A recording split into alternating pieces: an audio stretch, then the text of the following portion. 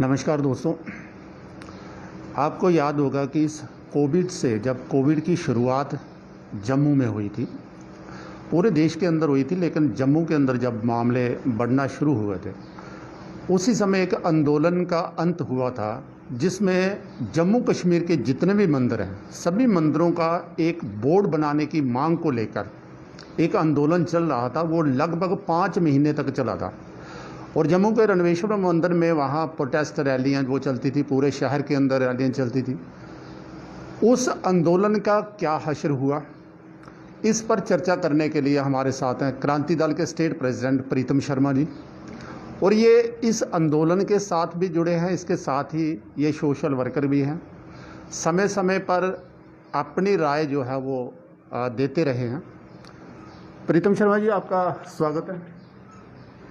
बहुत बहुत धन्यवाद जिंद जी।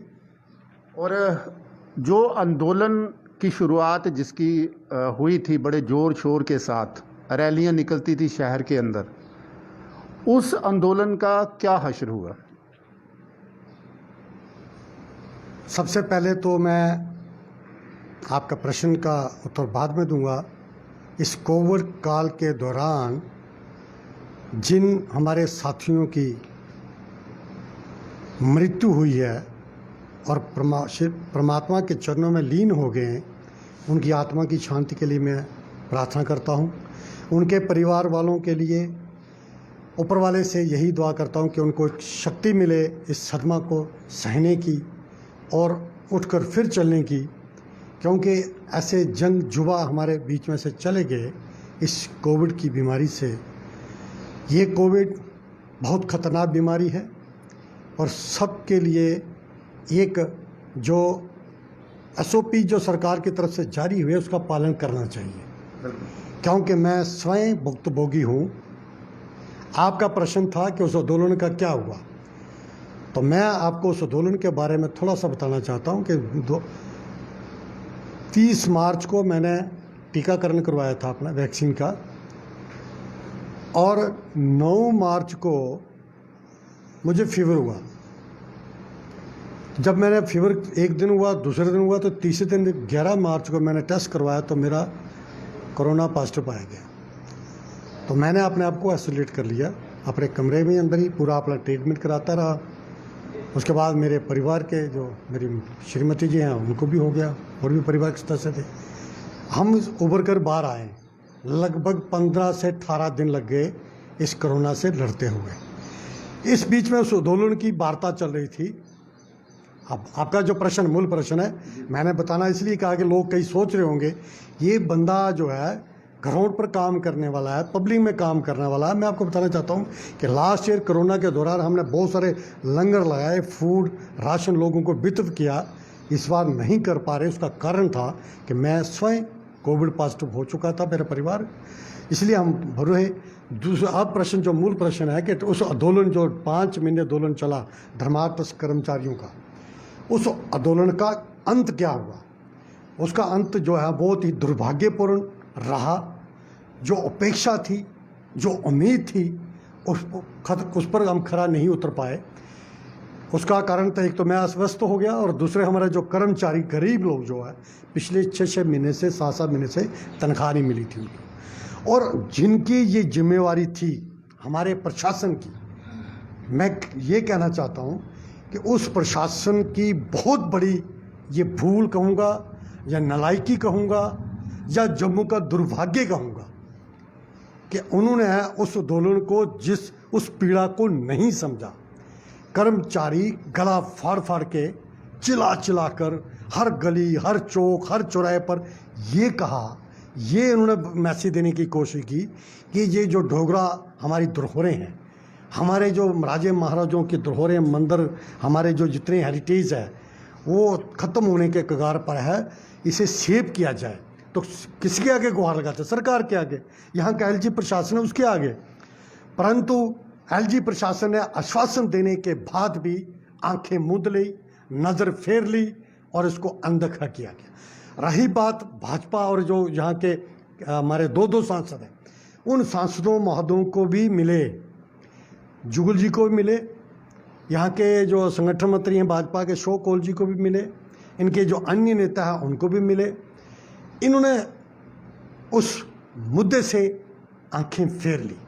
क्या कारण है? ये बहुत ही बड़ा दुख का कारण है। पहले उन्होंने भरोसा दिया था, निश्चित उन्होंने पहले जब वो पावर में नहीं, हमारे दोस्त भी हैं, बड़े प्रिय हमारे मैं कहूँगा सम्माननीय है हमारे लिए, लेकिन इस आंदोलन के दौरान कम से कम 5 दफ़ा उनके घर ऑफिस में चक्कर लगाने के चक्कर में मिलने के प्रयास किया गया कि हमें जनाब समय दीजिए, लेकिन उन्होंने समय नहीं दिया। ये सबसे बड़ा दुख का कारण है। क्यों नहीं दिया? आखिर हमारा कसूर क्या था? हम तो ये धरोहरें बचा रहे थे ना। ये कौन थे जिनके बारे में आप ये कह रहे हैं? आप परिचित हैं, ये माननीय सांसद हैं उदयपुर से चुने हुए डॉक्टर जितेंद्र सिंह जी, जिन्होंने समय नहीं दिया, जहाँ उनको मिलना इस मुद्दे पर उचित नहीं समझा और बार बार गुहार लगाने के बाद वो नहीं मिले। हो सकता है उनके पास काम अधिक हो, जहाँ काम का हिस्सा बोल। नहीं, ऐसा नहीं है। वो कहीं ना कहीं, मुझे लगता है कहीं ना कहीं इन ट्रस्टियों को संरक्षण देने का काम किया उन्होंने। दिल्ली सक्रिय थी, प्रधानमंत्री जी सक्रिय थे। हमने देखा था उस समय जब ये मांग उठ रही थी, उसी समय जो एजेंसियां जितनी भी थी, सरकार की सारी एजेंसियां एक्टिव हो गई थी। और हमारी बात भी हुई थी उस समय, और बहुत से लोग थे जो कह रहे थे, आपके कर्मचारी, कि हमें पूरा भरोसा है कि जिस तरह से ये रिकॉर्ड खंगाला जा रहा है, नपाई हो रही है, कुछ हो रही है, ना कुछ हरकत होने वाली है। लेकिन उसके बाद से एकदम से ये सारी चीज़ें बंद हो जाती हैं। बिल्कुल, क्योंकि उन दिनों में मैं खुद उस आंदोलन का हिस्सा हूँ और रहा हूँ, और बिल्कुल, क्योंकि मैं भी एक कभी यहाँ का कर्मचारी उनका शिकार हुआ हूँ, इनके बेईमानों के शिकार हुआ हूँ, क्योंकि इनके भ्रष्टाचार के खिलाफ हम अक्सर बोलते थे। लेकिन दुख की बात यह है कि जब केंद्र एजेंसियाँ पूरी सक्रिय थी, आईबी जो होम मिनिस्ट्री के अंतर्गत काम करती है, उन्होंने रातों रात हमें आदेश देकर तमाम हमारे से डॉक्यूमेंट कलेक्ट किए।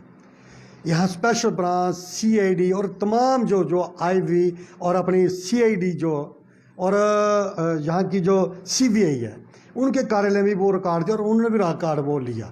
फिर आखिर क्या कारण हुआ कि उसके बाद उस पर कोई कार्रवाई नहीं होना? सीधा संकेत ये मिलता है कि इन ट्रस्टियों को बचाने का काम हुआ।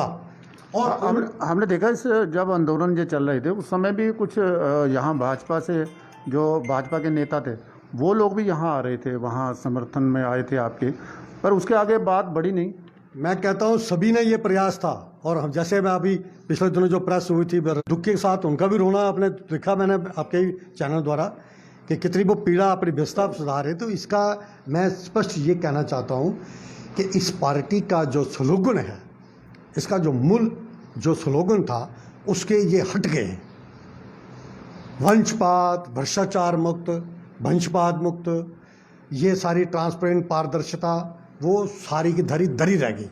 जबकि कर्मचारियों ने ये कहा कि हमने ये मुजरम पकड़े हैं, हमने ये एक ट्रस्ट के ज़मीनें बेचने वाले, गैर हिंदुओं को ज़मीनें बेचने वाले, ज़मीनें लूटने वाले, जम्मू का जो सारा कारोबार व्यवस्था जो वो ठप हो गया, मिसमैनेजमेंट का सबसे बड़ा अगर कोई अड्डा है तो वो सारे जम्मू के अंदर under the management of Dharma trust के अंडर है। जब सारे सबूत उनके आगे दिए, सारी एजेंसियों को दियो, सरकार को दिए, माननीय होम मिनिस्टर को दियो, माननीय पीएम को दिए, माननीय एलजी साहब को दिए, माननीय सभी सांसदों को दिए, ऑल पार्टी जितनी जम्मू है उनके दफ्तरों में हमने दिए, फिर भी अगर उनको बचाने का काम हुआ तो फिर किसने बचाया? या क्या सरकार ये स्लोगन सिर्फ लोगों को दिखाने के लिए? ये स्लोगन क्या है इलेक्शनों के दिनों में ही?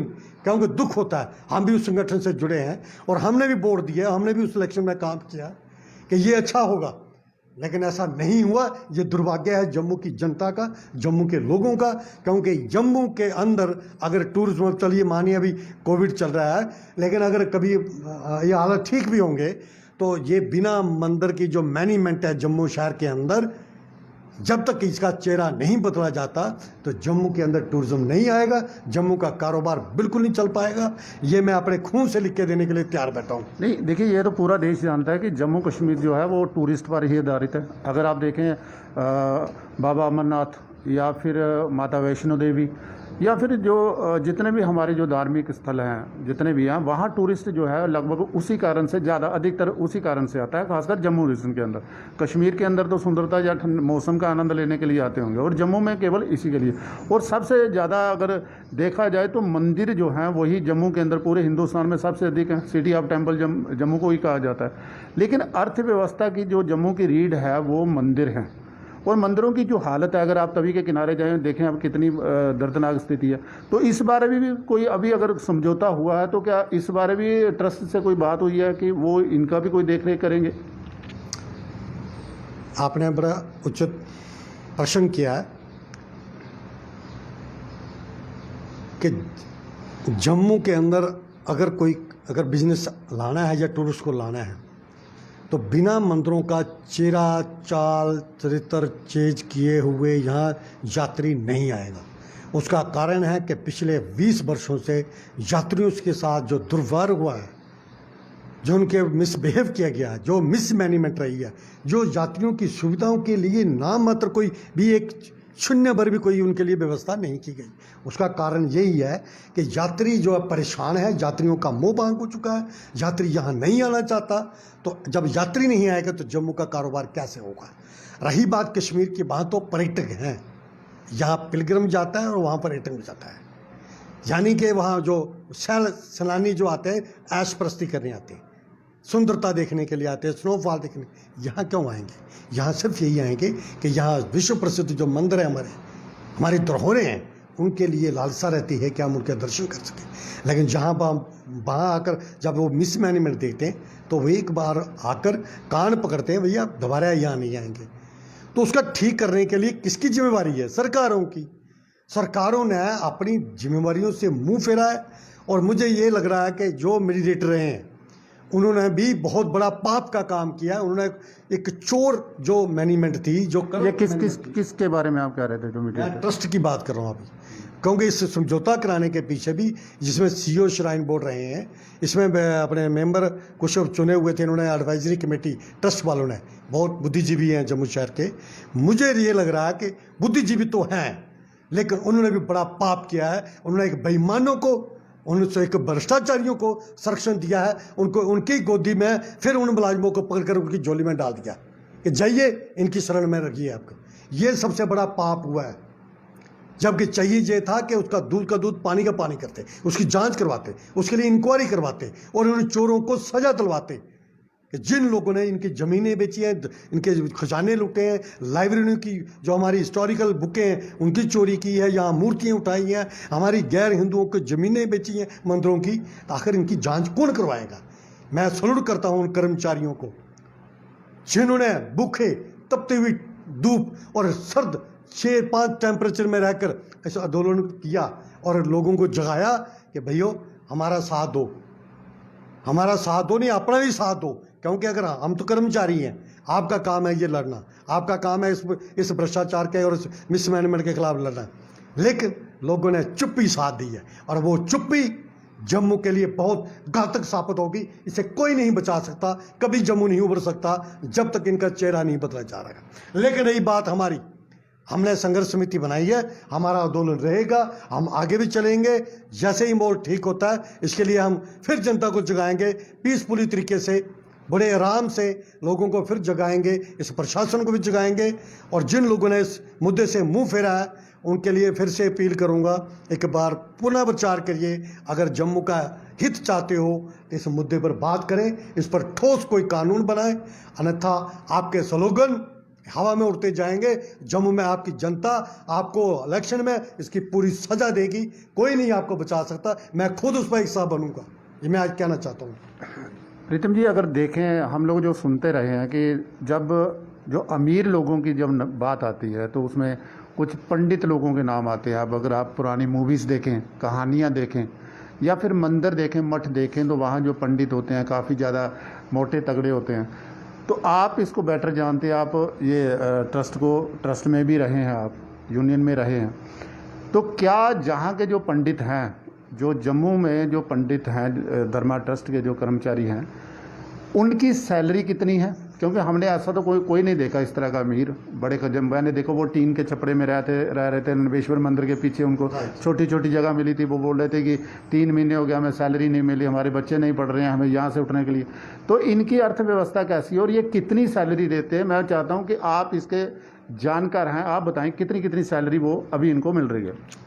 देखिए, आपने अति उत्तम प्रश्न किया।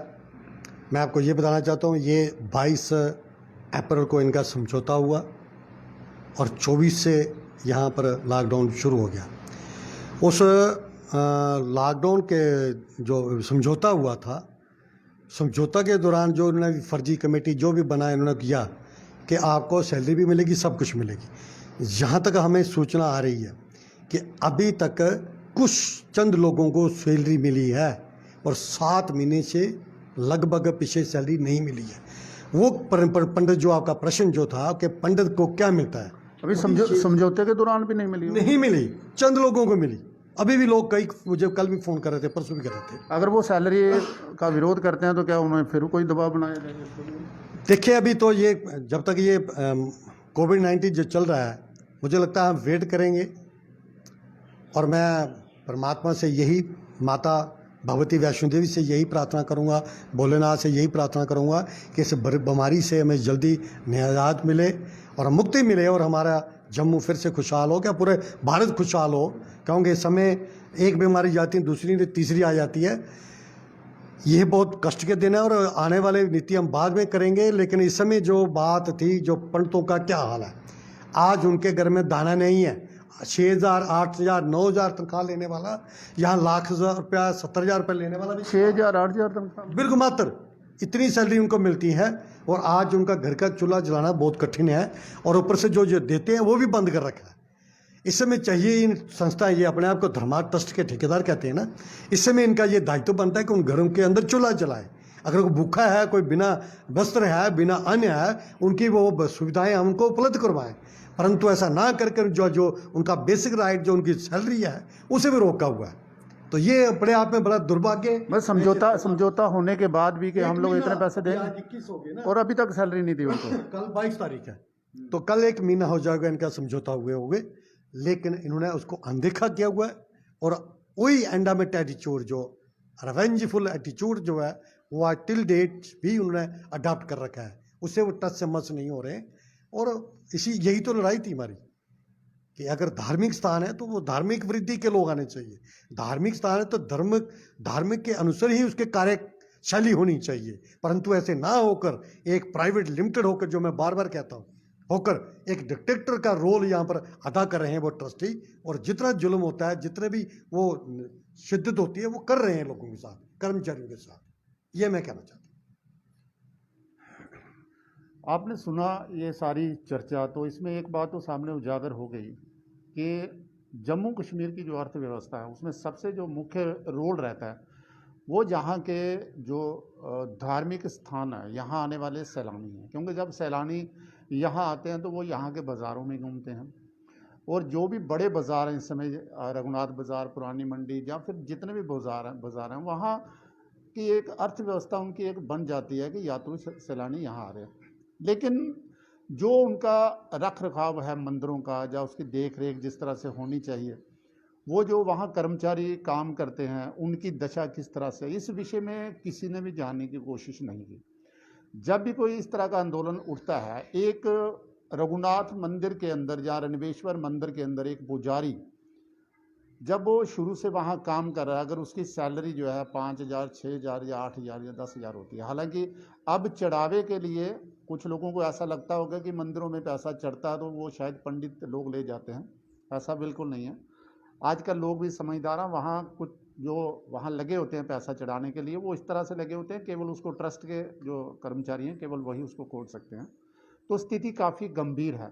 और यदि ये लोग मांग करते हैं कि जम्मू कश्मीर के जितने भी मंदिर हैं, ऐतिहासिक मंदिर हैं, 300 साल, 400 साल, बहुत पुराने मंदिर हैं, अगर उन मंदिरों का एक बोर्ड बन जाता है, और बोर्ड इसी तरह से बनेगा जिस तरह से माता वैष्णो देवी श्राइन बोर्ड है, या फिर इन मंदिरों को उस बोर्ड में ऐड कर दिया जाता है।